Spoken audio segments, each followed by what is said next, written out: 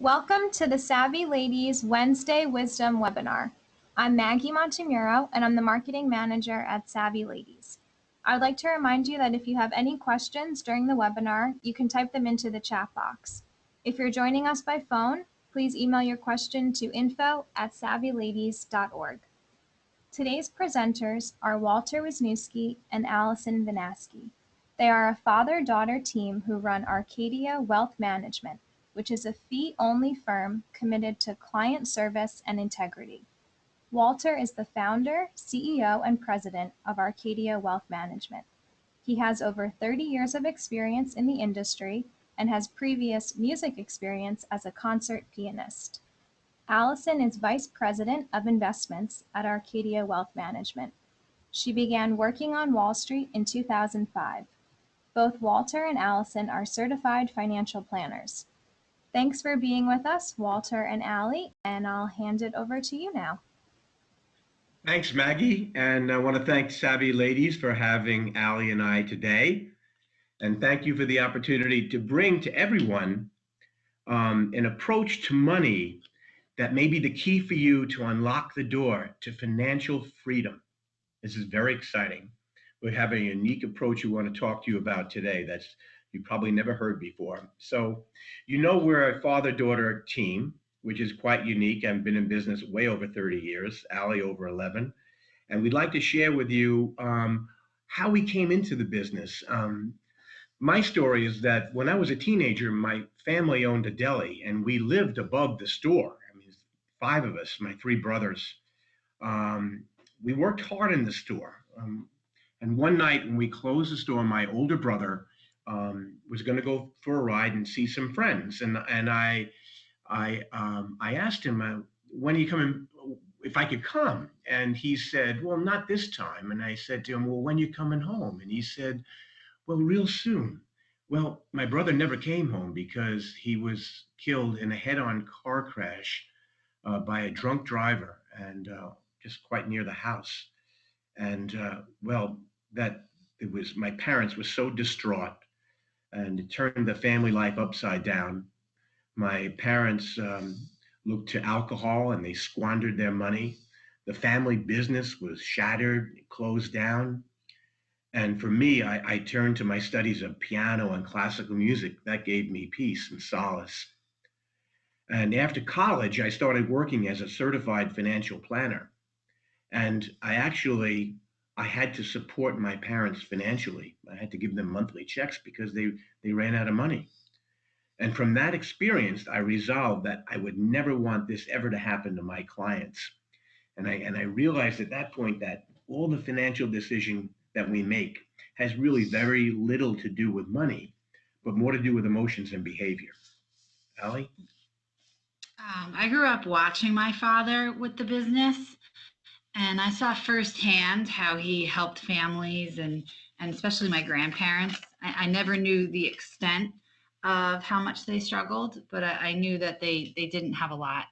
And I always wanted to make sure that I was contributing when I got a full-time job. I wanted to make sure I was making a difference in people's lives. And I got a job at Lehman Brothers right out of college in the corporate world. And I quickly realized that it really wasn't for me. I kind of felt like just another face in the cubicle. And I went from Lehman Brothers to a small trading firm doing kind of similar things within risk management. And I just felt a little frustrated. I felt like a little lost. My father needed to hire someone. I finally told him, I said, okay, I guess I'll join you now. And he was just shocked. And I always knew, I pictured myself in the business and doing what he does and working with families, making sure they're making really good decisions for themselves. But I just wanted to try my own thing for a little while. So I started working with him in 2012, and we've kind of made the business our own. And we like to think of it as our family helping your family. That's kind of the guideline we like to follow. And today, we know that investor behavior has a lot to do with emotions. Some of the things that we go through as investors, as people, our emotions can have a big effect on that. And we're going to talk about that today. We're going to talk about identifying these emotions. What are they? the fear, the greed, the guilt. We're going to try and talk about also making financial mistakes, not just in investing, but wrong choices in maybe a job or a career. We're going to uncover why you're experiencing these emotions, these fears possibly. We're going to we show you ways to improve your financial decision making, what steps we need to take. And also, finally, we're going to shift your thinking. Are our perceptions right about things? Things never turn out the way we originally think they're going to turn out.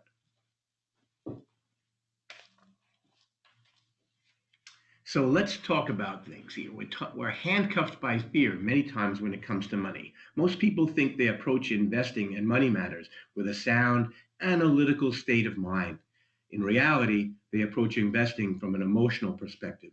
They may act impulsively, and the reaction is typically sparked by fear, greed, even guilt.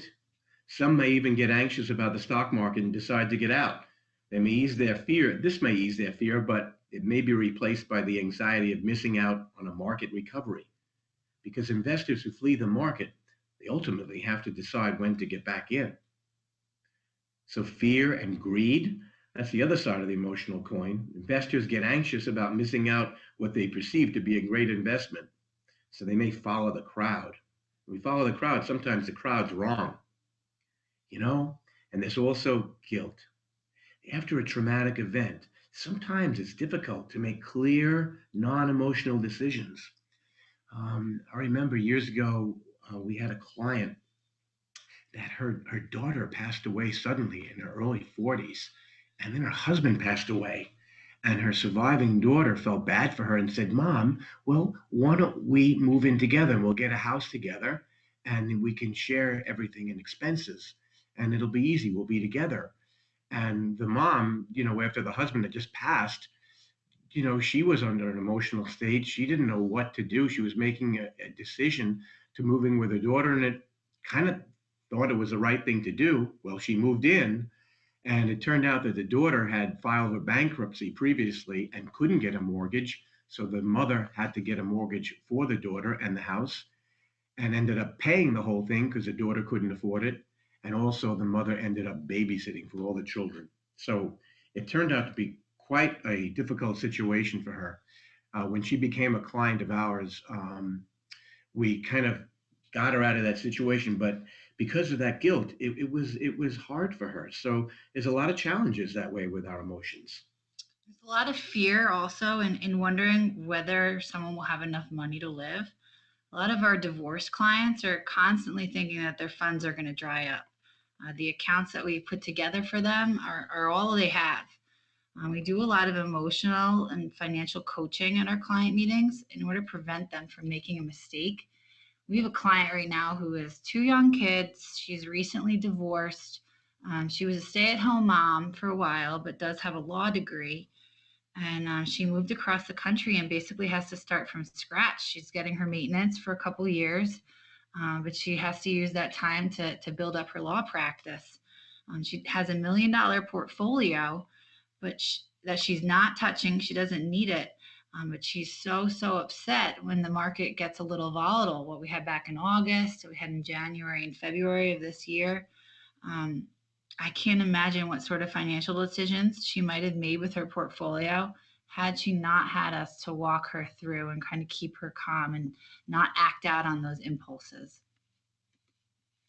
Another issue that we come across quite often is that everyone is constantly overwhelmed with a ton of information. We have so much information, immediate information, right at our fingertips, on our phones, on our computers. It's so easy for us to read an article and make an opinion based on how we are feeling at the time.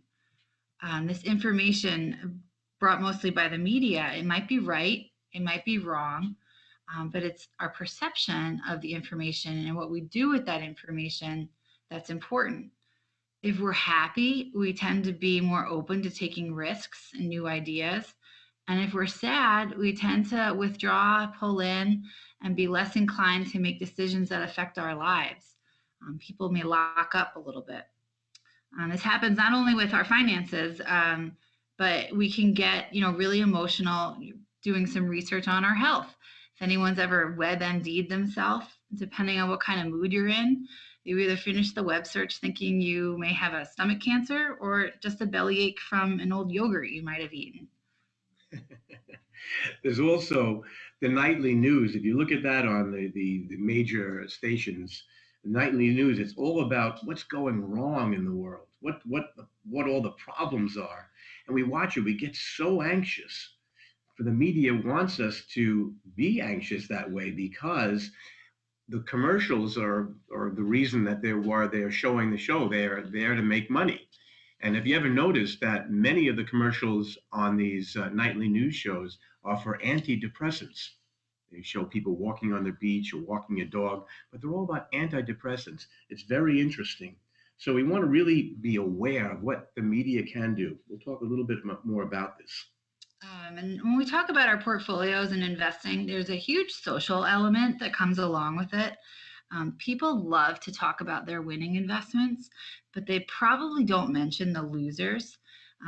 So people may follow the advice of friends, neighbors, family, especially if that insight offers the potential to make a really fast and easy return. But it may not be the best information for you, particularly for your situation, or that you may not be getting all the information from these people. You're just getting bits and pieces of it. We all know that deep down there's no shortcut to growing wealth. So we need to examine, better ideas on how we can really make effective decisions when it comes to growing our wealth. Allie's right. It has to do with investments, but some well-meaning people also try and talk to us about our careers too and jobs. So we have to be careful who we're talking to. Now, I mentioned about the media. If you look at these covers from Time Magazine, it says high anxiety, and then Time Magazine says the crash. These are actual covers from Time Magazine. They could be from 2008. Remember when they had that big financial crisis? But in reality, the high anxiety is from 1990 because we had a market downturn then. And the other one that says the crash is actually from 1987. The media, they want to capture our attention, and these kind of covers, they repeat over and over again over the years. I've been in business over almost 35 years, and I've seen the same covers over and over with every market downturn. They want to capture our attention, so we'll read and listen to their advertising and buy their sponsors' products. But that's okay, because that's the media's job. That's the media's job. But we need to recognize this so we don't fall prey and let it affect our financial decisions. These are a couple more Time Magazine covers just to illustrate that same principle. It says the economy, is there light at the end of the tunnel? And we talk about the economy every day. This actually is from 1992. There was a recession and 1,000 savings and loans went out of business. I mean, just like in 2008, the banks had problems. Well, in 1992, the banks had problems. And the other one is the big crash, Asia's plumbing financial markets. Well, it could have been China that was recently in the news. Actually, this was from 1997. When we look at the timing of these magazine covers and kind of plot them out on a graph, this shows the S&P 500 stock market index, which is a U.S. benchmark from 1985 until 2000. And I've kind of highlighted exactly where the magazine covers fell. And everything that they threw at us, everything that these covers were trying to tell us, the market reacted in an opposite way. If we had decided to pull our money out of the markets when those headlines hit the news, we would have missed some huge gains in our portfolio. Steve Forbes, who's the owner and editor of Steve Forbes magazine, came out with a quote, and he said, you make more money selling advice than following it. It's one of the things we count on in the magazine business, along with the short-term memory of our readers. So here's a guy that owns a major financial magazine. He's actually admitting it, and it's the truth. We just need to recognize it.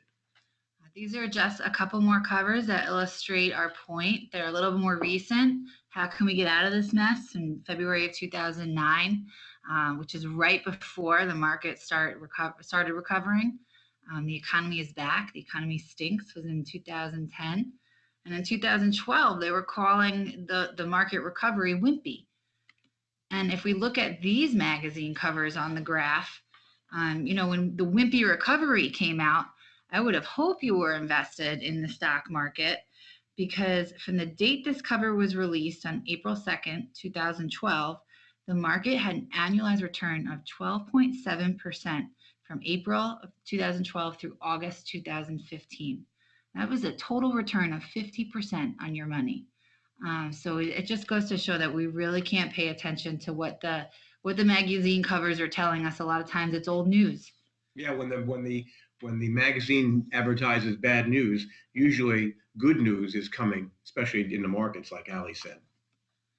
Fidelity had done a study on investor behavior throughout the 2008 crisis, and they looked at everyone who sold out of their equity positions, their stock positions, at the end of 2008, and the study ended in the middle of 2010. So everyone that sold all of their equity positions and stayed out had a negative 6.8% return. And everyone that sold all of their equity stocks and jumped back in somewhere between, the end of 2008 and the middle of 2010 had a 6.1% return. And the people that stayed invested throughout that same time period had a 21.8% return. So it just goes to show you, if we get really spooked by what the markets are doing, sometimes it's best just to keep a level head and not make any drastic changes. Yeah, there's a research company called Dalbar. They have been measuring the effects of investor decisions to buy, sell, and switch into and out of mutual funds and investments over the short and long-term time frames. And the results consistently show that the average investor earns less, as you can see from that green bar right there, average equity investor, compared to the blue one, the S&P 500. They earn less, in many cases, much less than the mutual fund performance reports would suggest. Many people don't really get this. They don't understand the financial repercussions of changing things in their investments and changing things without really giving it a lot of thought. We need to really think about that. We're going to talk about that coming up. I have a great example of not thinking about financial decision making and making mistakes with money. But last year, the New York Giants football player, his name was Pierre-Paul. A few weeks before he was to sign like $15 million contract, he started playing with firecrackers, and he lost 2 fingers and couldn't play football for a short period of time. I mean, talk about a terrible financial decision days before signing a $15 million contract. We have to think about that. Why? We all have the capability of having a cherry bomb go off when it comes to money. We've got to really be careful about not making mistakes. So when I tell people, when the market goes down, this is what we need to keep in mind. There's the old adage that says, don't just stand there, do something about it. Well, mine is just the opposite. And Ali and I agree that don't just do something, stand there. Leave your investments alone in this case. So in the brain game, this is very interesting, because here's where we get started on how you find solutions about things and where our problems come from. Our brains are wired to think a certain way. It's the way we were born.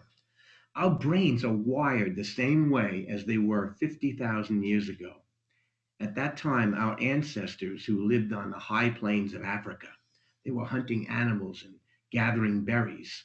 And while they were doing that, if they came across a wild animal who was looking for breakfast that morning, their first instinct would be to run and find a safe place. Well, our brain reacts the same way when the stock market declines or when big financial decisions come up and we get scared. This part of the brain is called the amygdala, and it's a little tiny almond-shaped piece above our ears. But it causes so many problems. It wants us to run away from the investments or the financial decisions that we have to make. And that's natural, because it goes back 50,000 years ago, the way our brains were wired then and now. This Muller-Lyer illusion, people might be familiar with this. It appears as though the line on the left is a lot longer than the line on the right, when in reality, the 2 middle straight lines are the exact same size. And the reason for this is because our brain plays tricks on us. We have two different sides of our brain kind of working. They're against each other or in tandem with each other. And one is always struggling to kind of have their little say in how we're interpreting events.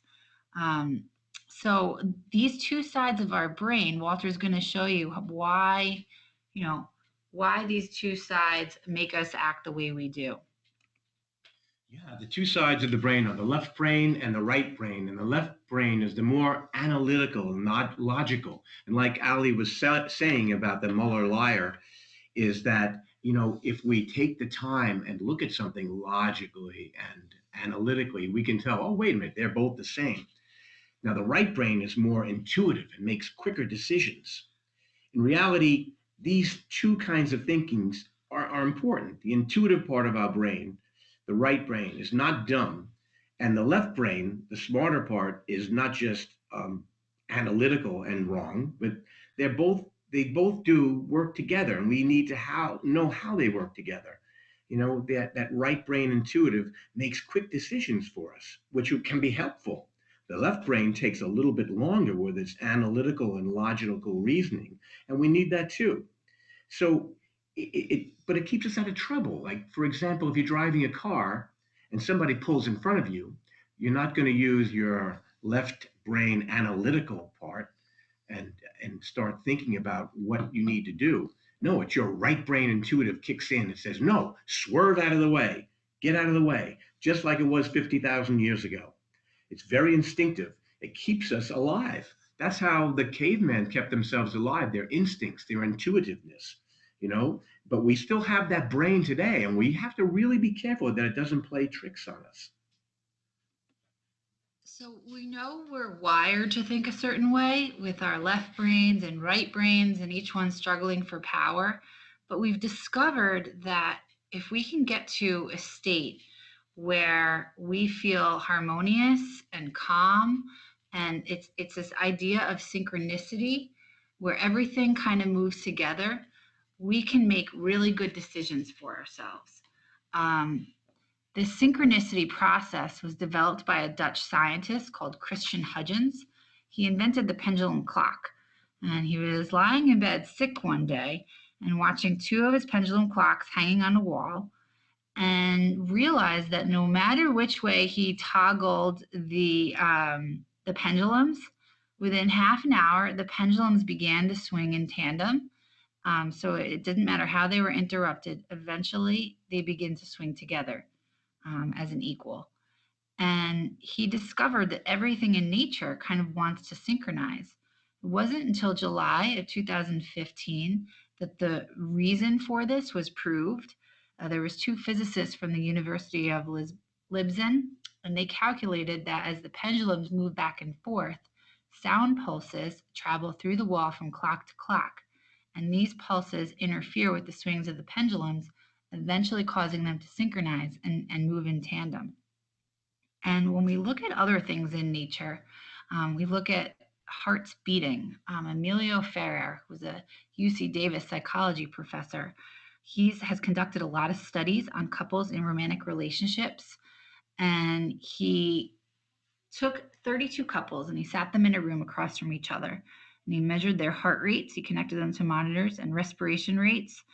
And he discovered that they breathe in and out at the same intervals, even though these couples didn't speak or touch each other. They were just looking at each other. So the idea that people that we're connected to, that clocks sitting next to each other will start to move together. Our thoughts, our energies are starting to move as one with people that we are in a relationship with. We want to generate that calm and relaxed feeling for ourselves. And we feel that this is the best way, this is the best state of mind to be in to make really good decisions. And we want to know, how can we get to this state? How can we get to the state a little bit faster? We found that music is actually one way that we can do this. Yeah, the same vibrations that cause the pendulum clocks to swing together, the same vibrations is found in music. And studying classical music, I was very involved in how the music affects the brain, affects our bodies. And I was looking for studies about this because I wanted to see if we could reduce stress with our clients. And I found out about a doctor. His name is Claudius Conrad. He's a heart surgeon in Boston Hospital. And what he did is he played Mozart during his patients in the operating room while he was operating in open heart surgery. And he found it reduced stress, it promoted healing, it lowered blood pressure as well. In one of the studies he made, he found that his distressed patients had a physiological response to music in that it was a jump in the pituitary growth hormone, which is known to be crucial in healing. And the research he did fitted 10 post-surgical intensive care patients with headphones. 5 were treated with gentle Mozart piano music, and 5 heard nothing. The patients listening to the music, the Mozart music, showed reduced blood pressure, heart rate, and less need for pain medication, and a 20% drop in 2 stress hormones. They were epinephrine and interleukin 6. And it also showed a 50% increase in the pituitary growth hormone. It's fascinating study what music does to relax us. And that's that whole synchronicity. I also work with an organization called Music and Memory. And what we do is we provide iPod-based personalized music to patients in nursing home, the dementia patients. And we find that we download the music. I actually work with the high school kids in the local community. And we download the music that the patient likes. The family tells us what they like, and we give them as a gift. And these patients listen to the music, and they find that even the patients in the nursing home need less medication and they're less stressful because of the use of music. So we know music can help us move to this calm state. And we were wondering if there is anything else that people can do to kind of actively synchronize. We were talking to a bunch of people, and it seems as though, going for a run, yoga, meditation, swimming, playing golf.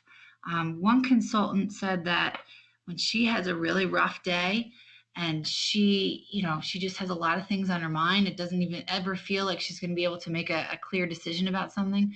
She takes her 2 giant dogs for a walk, and so they end up walking her more than she walks them.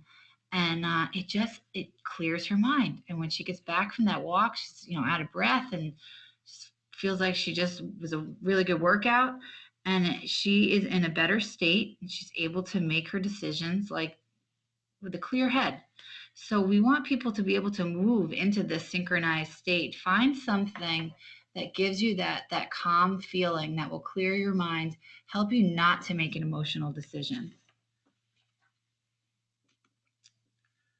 So we talk about being in the now, and that's where the control is. What we can control in the present time. We look back at the past, it can't be changed. It's the regrets. There are things that happen. You look at them and go, oh, I can't believe that happened. Well, just look back at it, but we can't change it. And the future also, you look at it and it's like there's so many variables. What can happen with this? What if this person does that? What if I do that? You need a computer the size of a garage to figure out all the possibilities. But if you stay in the present moment and just look at what's happening now, you can have better control of things and better control of using your left brain and your right brain because the things that you have now are the things that you can change, and one tiny little change. It's like a captain on a ship. He changes the navigation just a little bit, and the ship starts to go in a totally different direction by just minor little changes. And that's what we can do in the present moment. So focus on the present. When you deal with things you can control in the present, it allows you to make decisions calmly and in organized way, especially if you use music and synchronicity. You know why? Because life can be very challenging for us. When things happen to us, we don't know what they really mean. I want to tell you a story. It's called Neither a Fortune Nor a Misfortune. It's a story from the Tao Te Ching. That's the Chinese Bible. It's like 5,000 years old. And it's a story about a farmer who had a horse, and the horse ran away. And the townspeople came by and said, oh, what a great misfortune. Your horse ran away. Now you cannot plow the fields. And the farmer said, it's neither a fortune nor a misfortune. A week later, the horse returned with 12 wild horses. Now he had 13 horses. And the townspeople came by and said, "Oh, what a great fortune it was that your horse ran away. Now you have 13 horses." And the farmer said, "It's neither a fortune nor a misfortune." While his son was breaking in one of his horses, he fell and he broke his leg. And then the townspeople came by and said, "Oh, what a great misfortune. Your son broke his leg. Now he cannot help you." And the farmer said, "It's neither a fortune nor a misfortune." 2 weeks later, the Russian army came to town, took all the young men away to war, and they all died. And the townspeople came by and said, "What a great fortune it was that your son broke his leg." And the farmer said, "It's neither a fortune nor a misfortune." So when things happen to us, we don't know what they mean. Like when you lose a job, you go, "Oh, I lost my job. I'm so embarrassed. What am I going to do?" 6 months later, you found another job and you say to yourself, "Oh, I'm glad they fired me because if they didn't fire me, I wouldn't have this great job now and I'm making twice as much money." Or it could be a relationship. You break up with someone and you look back and say, "Oh, what am I going to do now? My relationship's failed." A year later, you're with somebody else and you say, "Wow, I'm glad he left me," or "I'm glad she left me," and you're happy. So we don't know what things mean, but in every adversity, there's always a seeds for an opportunity. We take an example of a client going through transition, and we use transition because transitions tend to be highly emotional, whether it's going through a divorce or you lose a family member. One of the first things that you can do is just recognize that there are going to be emotions involved, and that these emotions, they may cloud your judgment and cloud your mind from making a really great, you know, a fresh start. So just recognize that you will experience these emotions, and you want to be able to get a second opinion on your situation. Find someone that you can trust, that you can talk to, that may be able to kind of walk you through, help you see through those clouded emotions, and help you make a really good decision. Know that the emotions are going to continue to get in the way along the process. Some of the things that you can do are to get yourself to that clear state of mind. Don't make any big decisions while you're all charged up. Go for a run, do some yoga, Pilates, get synchronized. The other thing is to make decisions in the real time. I know in my own life, sometimes I think of all the possibilities out there of everything that I could be doing for my future, and it's very overwhelming. And I need to step back and look at everything presented in front of me and make my decision in the present, because you can't do any more than that. You can analyze something to death, but when it comes down to it, the best decision that you'll make for yourself is just the one in the present. And then if you want to, the benefits of having an advisor or a third party neutral can be really, really powerful. They can really help you be that objective third party to kind of see the clarity in a situation and help you feel more in control. So we talk about our perceptions, we talk about real-time financial planning, being in the now. And maybe sometimes the way we look at things aren't the way they really are, right? Our perception could possibly be wrong. There was a story about a Navy captain who was on maneuvers in a Navy destroyer. This is in 1948, after World War II. It was off the coast of Ireland, and it was a rainy night, choppy seas, it was misty and foggy, and the captain decided to go up on the deck to check things out. And while he was up there, the watchman said, "Captain, there's a light off the starboard bow." And the captain said, "Is it steady or is it moving astern?" And the watchman said, "It's steady, Captain." That meant they were on a collision course with another ship. And the captain said, "Signal that ship. Tell them to change course 20 degrees. He signaled them with that light. Remember, they used to have that light on the ships. And back came a signal that says, "You change course 20 degrees." And the captain says, "Tell them I'm a captain, change course 20 degrees. And back came the light saying, "I'm an ensign first class. You change course 20 degrees." Well, the captain was furious at this point, and he had the watchman signal a light and say, "Tell them I'm the captain." And back came the signal, I'm a lighthouse. Well, you can imagine the paradigm shift that the captain had when that took place.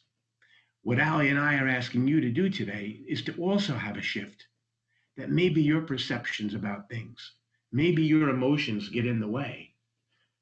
When your ideas about money can change, the concept of money changes because your perception has changed.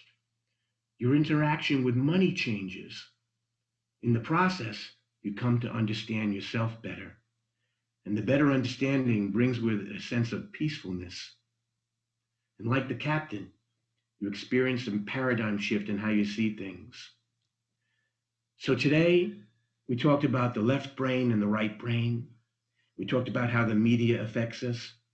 We talked about real time, being in the present moment without money, changing our perceptions, and also synchronicity, learning how to become calm and relaxed before we make financial decisions. We want to thank Savvy Ladies. We want to thank everybody here for joining us today.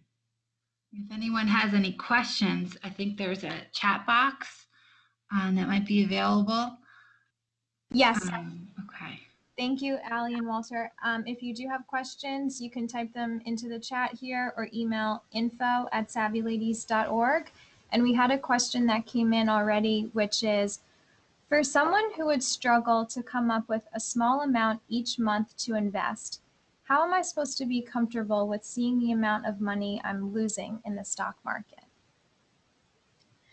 That's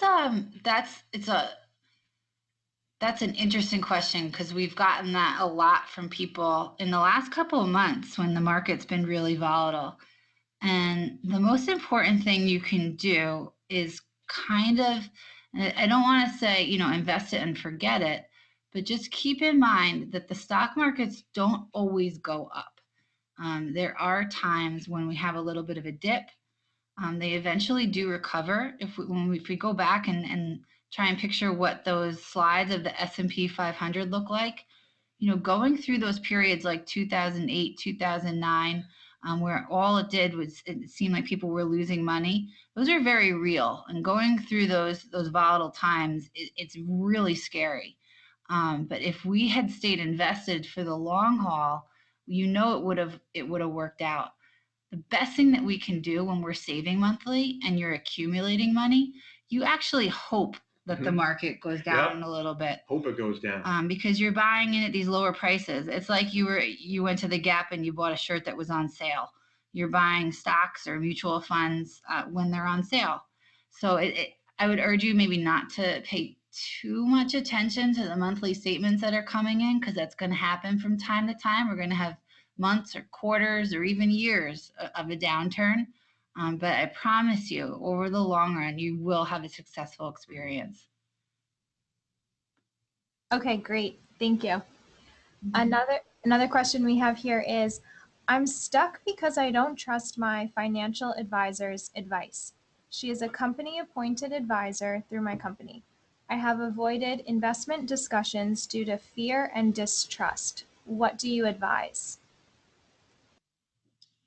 That's a good question, and trust is a really important aspect of financial planning, especially if somebody's appointed through a company, you really don't have a lot of choices. But I think that getting the basic information from somebody and taking that information and maybe seeking outside advice for yourself, or just going to someone that you trust. It could be an accountant or somebody that you trust to help you along with the investment information that was provided to you, but not to make any decisions hastily. We always say that, keep the emotions out of things and talk things out with somebody that you trust and that you could confide in. Yeah, we look at it as like you're going to a doctor. So if you don't like what you're hearing from one doctor, you don't really trust them, maybe try and get a second opinion. It doesn't hurt. And a lot of advisors do have like free consultative services. Just poke around and see what else is out there. Mm-hmm. Okay, thank you. Another question here is, I'm approaching retirement, so I don't have as much time to play around with my investments. What can I do to make sure that I'm on track for retirement? That's a good point because when you're approaching retirement, you you really don't want to make any mistakes with your money. So it's even more important because you won't be working that much longer, so you won't be able to save money. If you're 30 years away from retirement, if you make a mistake, you can make up for it. So it's really important not to make any mistakes with your money. I think what Ali said is to get second opinion on any advice that you receive. And I think that, what would you say, Ali, as you get older? I mean, people see retirement as like, oh my gosh, I don't have an income anymore, and now I need to start drawing on my investments, and they feel this inherent need to really protect and maybe make a lot of changes with their portfolio as they head into retirement. But when we think about retirement, we could be in our 60s, and our life expectancies are well into our 90s at this stage. So we need to have this portfolio last for us for another 30 years. So while it's scary to still keep quite a bit invested in equities, I wouldn't necessarily be afraid to still maintain an exposure to stocks at that point. You need to make sure your portfolio lasts you, and then it still has that element of growth, so it's still growing throughout those years. And there's ways to protect the cash. You could turn your retirement portfolio into like a mini pension plan for yourself, and protect the cash, the streams of income that you're pulling from that portfolio, so that no matter what happens in the stock market, the portfolio may take a little dip month to month, quarter to quarter, but your cash flows are protected because you already have that allocation set. That's good advice. And I think also when you're interviewing financial advisors, ask them how often they would meet with you. That's really important. If they can meet on a regular basis with you, maybe quarterly or every 4 months, but at least it's like going to the doctor for a checkup. This way, your financial health you're in good shape, right? Okay. Well, I want to thank you, Walter and Ali, for a really interesting presentation, a lot of great information. I want to thank everyone who joined us today and asked questions, and we hope that you'll join us again for future webinars. And thank you again so much, Walter and Ali. Yeah, thanks for having us. I also think there might be an email being sent out after. So if anyone has any questions, feel free to reach out to us. There was also a hyperlink in the presentation I forgot to mention, on the pendulum clocks. It's just a YouTube video of these pendulum clocks, 5 or 6 of them, being set at all different times, and eventually they start to move harmoniously. It's kind of cool to watch, and we'll put that in the email as well. Yes, thank you so much. We'll send that out soon. Okay, thanks everyone. Thank you, everyone. Thank you.